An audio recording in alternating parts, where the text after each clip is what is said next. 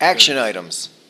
Special consideration of an action item. Are there any agenda items other than number 14 on this agenda which board members or the superintendent wish to discuss and vote on separately? If they are, we will exclude them from the motion below. We have to pull 14 for a roll call vote. Right. I have a comment on one, but I don't need it pulled, so. That was number, I believe it's 10. I had it on my notes. Yeah.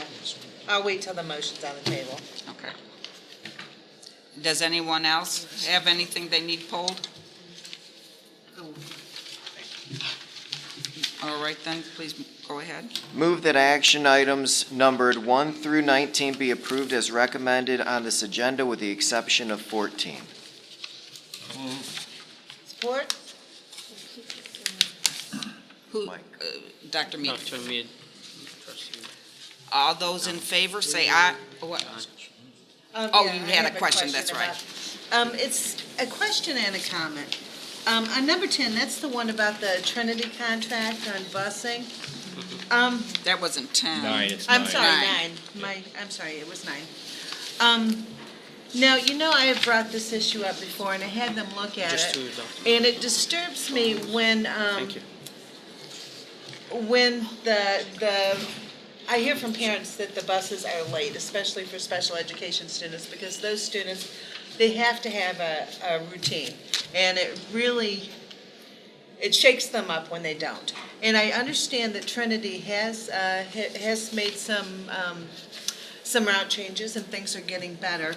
But my concern is when we put out that bid, that Trinity was the only one that responded to the bid. I understand that there were 12 vendors that downloaded the information, but none of them actually submitted a bid. Responded, yeah. Right. And so my original question was that, can you tell me why? And the first information that I read was in the agenda. Then I went through and read board briefs, and board briefs did give an accounting of why some of those companies did not respond. Correct. Okay, go ahead. Yeah, there were several reasons why when we get one bid like that, especially on a large dollar value bid like that, we try to reach out to the vendors and find out from them why you didn't bid. And we did get some good responses. Timing wasn't good, they had personnel issues, and I wrote many of those in the board briefs. Right. We'll continue that practice, but aside from that, we did do some informal market research to make sure that the pricing, everything is good in terms of the contract itself, but it's one of those unfortunate situations where I think not only are we having difficulty staffing transportation, other companies are as well. I understand. I think that's really the key issue. And with Trinity being such a huge company, they more or less can have a monopoly, so to speak, because they can take over things like our district that is large that some other companies couldn't handle. But what I'm really wanting to just reiterate is that we are paying a whole lot of money for their service. If they do not keep the standards which we expect from their service, it doesn't reflect bad on Trinity, it reflects bad on us. And it also is disruptive to some of our most vulnerable students. So my point is I just want to make sure that things are kept an eye on and that we are actually getting our money's worth from Trinity. Yes, and one thing that I want to add to that, though, I appreciate those comments. We did this contract, or we're doing this contract through Clark Hill, which is an attorney firm that we use for these types of things. And they did build into the contract monetary damages in the event that Trinity does not fulfill their obligations. Not just getting rid of them, but if they can't do what we've asked them to do, whether they're late or whether they don't show up, they're assessed monetary damages. I think one of the board members had asked for us to do that. I was going to say, did we include some of the suggestions? Yes, I think that's what we got. Okay. So we were able to do some of that, and I think that will hopefully help keep them honest, as well as Mark paying attention to the work that they do on a daily basis. And I do appreciate what you're working, but that has been just a thorn in my side for a while, so I just, and I had spoken to another company when I was at a conference, and it was several years ago, but they said one of the reasons why they were unable to, because it was a similar situation, why they were unable to submit a bid is because it the RFP went out so late. So I don't know if perhaps in the future, if we're in the same situation, if maybe we could, instead of waiting till the end of the school year, I don't know exactly when we send them off, if we could send them off a few months earlier, that might actually get some more competitive bids. Thank you. We'll definitely take that into consideration. Thank you. Absolutely. Okay, trustee Thorpe. Reading through the recommended action item, it says this is a 1 year, one base year, with an option to renew for an additional 2 years. Now, that doesn't mean that it would be a 2-year renewal, it'd be 2 1-year renewals? At our discretion. All right. District's Okay. discretion. Thank you. So it will come back to us next year? Yes.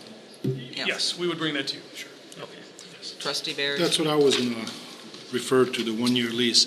Is there a time period that we have to act on before, Just before the expiration of the, just before the expiration? It doesn't it's automatically usually a roll. 30-day, I don't know the exact language off the top of my head, usually 30 days, and we'll make Okay. sure that. And I want to take happens. this opportunity to remind Dr. Maleko too, is we have to get a little more aggressive in hiring bus drivers. Whatever we need to do, we have. I know we are. I know we're doing a great job. I'm seeing a lot of advertisement.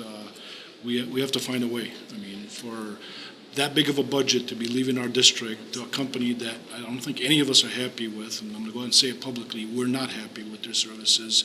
It's just mind-boggling. So whatever we can do. I I want to appreciate what we're doing, but we need to do more. We've got to find a way to do more. Thank you. I want to add one thing too, and along the same lines as Trustee Barry. Just the thought of outsourcing bothers me to begin with. And I know that we are kind of, we're stuck between a rock and a hard place and we don't have a lot of choice. But whenever you can hire, and I know we're trying and I know that there's a shortage, but when you have those particular support staffs that are coming from your neighborhood, their heart's in their job more than somebody that you're hiring from outside. They care more about the community, they care more about the kids, they know the people that they're picking up on their routes. Yeah. So that's, I just always think that it's so important whenever we can to not outsource anything. You have comments? No, I agree. All right, is everybody had their say? This is just something I'm passionate about. I'll mention that. There is an official response, and then there's always an unofficial response. And I'd just like to point out one thing, that over these last 2 years, if you look across the districts that use contractors, which is quite a few in Wayne County, usually, and if you go back 5 years ago, the companies have been a lot more aggressive, and they've been going after other districts. But these last 2 years, everybody's just trying to maintain what they have, and there hasn't been really any aggression there to try to take on more. And it's due to the driver shortage. Thank you. Okay, thank you so much. All right, then, if that's all the questions under those, call for a vote. All those in favor, say aye. Aye. Any nays? Attach a unanimous roll, please. Can you read the? Summary of agenda action items. Number 1, approval of warrants. Number 2, approval of contract to Creative Leadership Solutions. Number 3, approval of Board Report 19-04, blanket purchase orders for 2019-2020. Number 4, approval of change orders. Number 5, approval of a contract to Cone. Number 6, approval of contract extension with Tenable Security. Number 7, approval of a contract to Logisoft.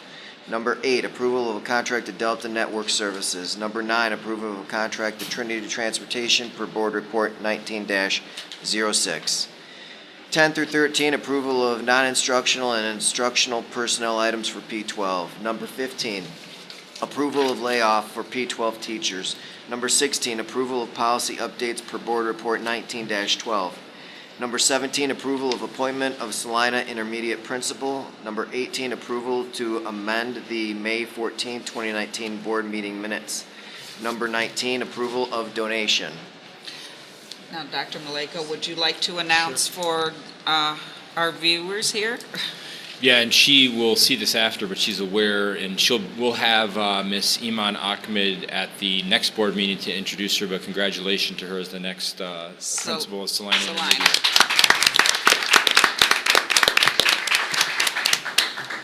All right, then. Next item, please. Well, that's his next item.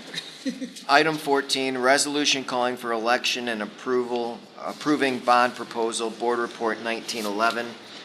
Recommended action, move that the Dearborn Board of Education approve the resolution calling for election and approving bond proposal per Board Report 19-11. Can we have it moved? Moved? I move it. Support. Support? We need a roll call, please? No, discussion.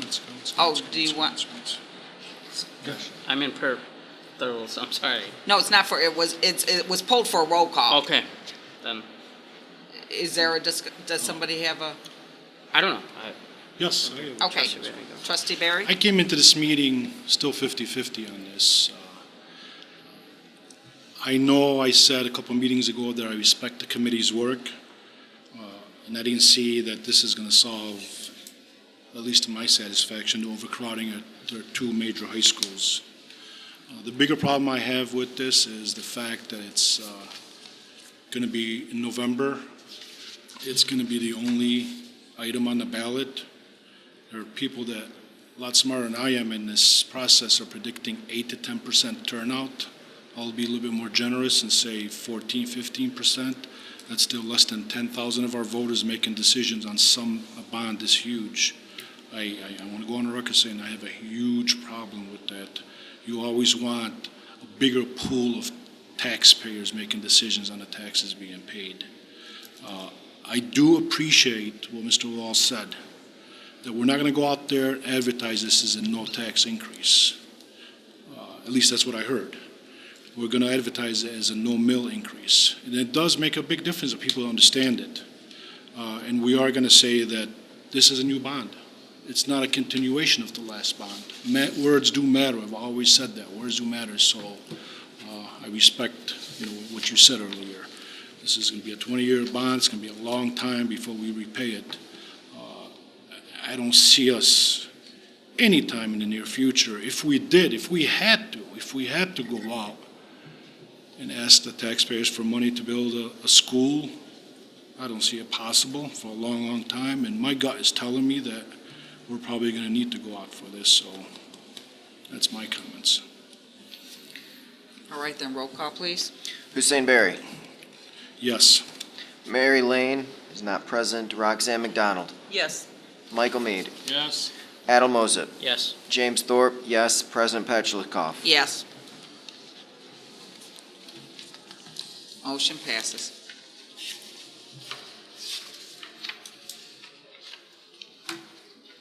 Next item, please. Just give me a second. We're used to a computer. Discussion item. Discussion items. Policy updates, policy 2414. Reproductive health and family planning. Good evening, board members. So the policy committee met earlier today to discuss this policy. This is a policy that is in existence as part of our policies. Some recent changes in state law is requiring us to put in language that addresses the term abortion and the discussion of that by staff members. Basically, the law is, the state law forbids us from offering that as part of our discussion in the family planning and health class that we have. So this policy, as I said, it is a policy that we already have in place. This would just be an addition to that policy. Updating it to reflect current state law. That is correct. Right then. Is there any discussion anybody has on this? I just want to add one thing. Not only is it not allowed to be discussed in class, no staff member is allowed to mention it whatsoever to a student. Is that? Correct. So we know that students sometimes form bonds with other staff members, a coach, maybe, other personnel. If they were to approach that staff member and start asking questions about that, it would be the staff member's obligation to refer that student to one of our social workers, who would then be able to offer some professional discussion on that topic and then refer that student to their parents. And so that would be how our staff would need to be trained on how to address that topic. That would be a topic that would be best addressed between that student and a parent. Thank you. Next item, please. Board of Education business, acknowledgement of correspondence. I did get a letter, but it's not for, it's for the college, but since we're not having a meeting until next month for the college, I am going to ask to have it scanned and sent to everybody because it is something that all the board members, and it's from Local 1650. I don't know if anybody else received anything. Okay, so some did and some didn't. I did receive a Okay. letter from the AFT, yes. So I want to make sure that everybody has it before next month's college board meeting. So you will be seeing that sent to you, but I'm going to have it scanned because it's multiple pages long. So if you get it again and you've already read it, just ignore it. Anyone else? Okay, next.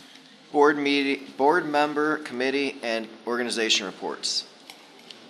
Trustee. We did have a policy meeting right before this meeting, and as our wonderful communications director, David, just mentioned what that meeting was about. One of the things we also discussed was the possibility, or creating some language for a guideline, and this wouldn't be a policy, it would be a board guideline, about requests for information, and we're still under discussion, so that's ongoing. One other thing that I just wanted to mention about what was discussed with the health and family planning policy, the penalties for that, broaching that subject were really, really high, so I just want people to be aware of that.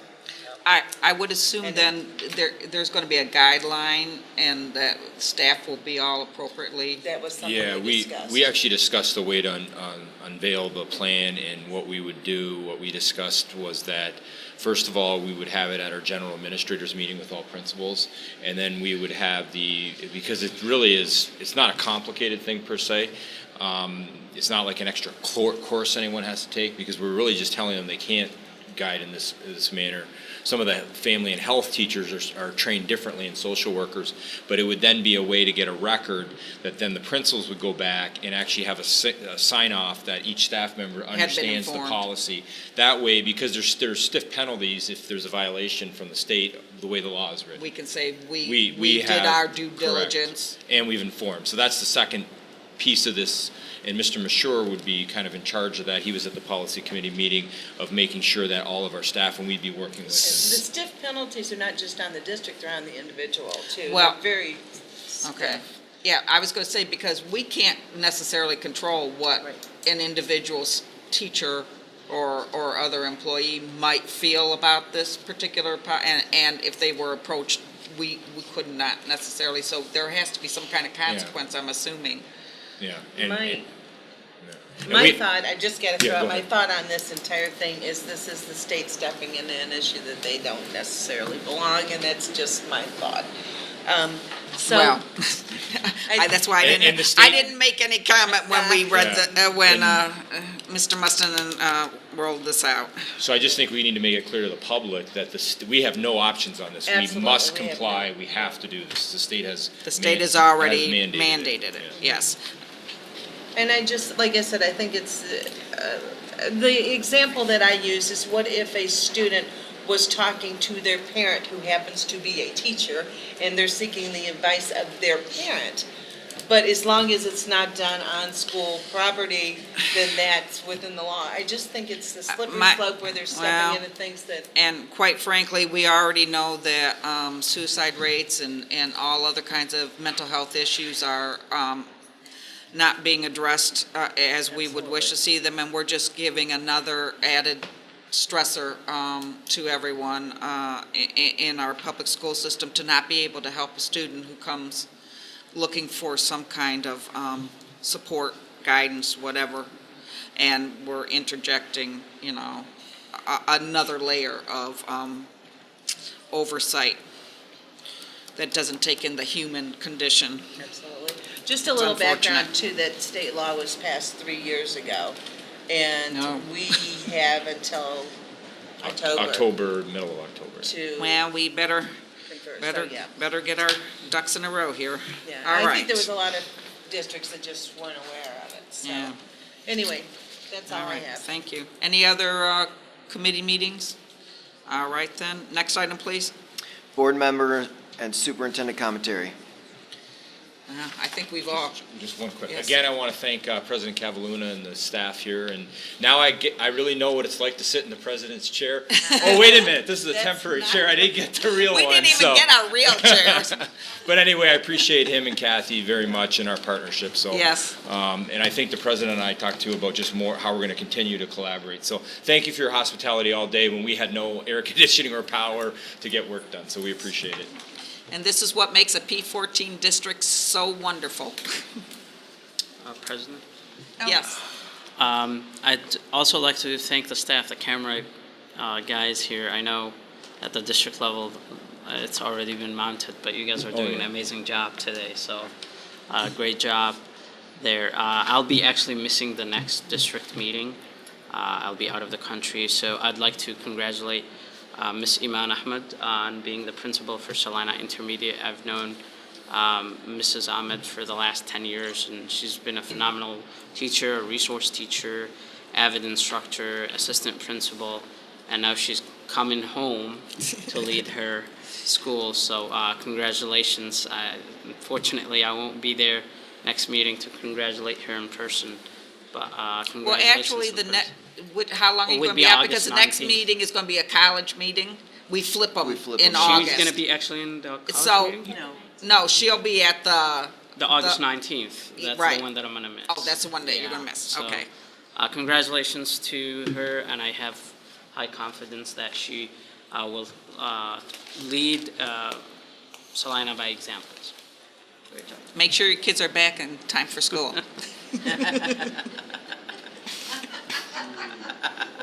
They will be back. Next item, please. Request for information and/or future agenda items. Just one request about the custodians. If we have any shortage in some of the schools, and as well as coordination with the city of, for example, Gear Park. Whose responsibility is it to clean the park? Is it our responsibility or the city's responsibility? But would like to get some kind of report for the entire district and to see if we have any shortage.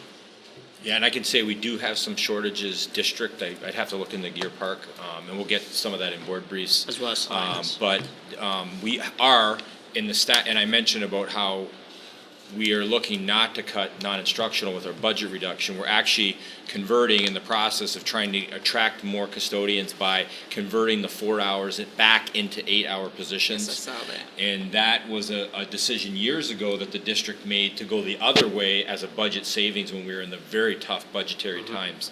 We're not even close to that, even though we're having cuts. So this is something that we felt that we had to invest the additional money into doing this because we just have shortages, and this will actually open the pool. And so then we'd also open, as we bring more into 8 hours, we'll have more 4 hours. So this is an issue across the district. We're addressing it, and we're also looking at putting together, I just signed requisitions on what we call a temporary, I don't know if I'm saying, a floater crew. So when there's shortages of absences or other issues, we'll have a floater group that we can send into different schools to fill that gap on a temporary basis.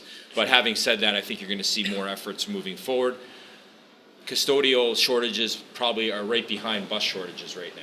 So, and part of it is because unemployment nationally is at such a low level that people are selecting and looking at different wages. So we're trying those things to get people. And again, this is just a reminder: we work closely with our unions, and we have a collaborative, and we believe in not outsourcing. We want to stick. We're not doing what other districts have done. So, other than when we are forced to because we have such high shortages like Trinity, but we'll still work on that as well. So we'll get information and board briefs on that. Thank you. Thank you. Anybody else? All right, the next item, please. Future meeting dates, Monday, August 12th, 2019, HFC meeting, 7 p.m. in the Rosenau Board Room at the Administrative Services and Conference Center, Henry Ford College. Monday, August 19th, 2019, P12 Board of Education meeting, 7 PM at the Administrative Service Center at the Frank Franchi Boardroom. We are adjourned.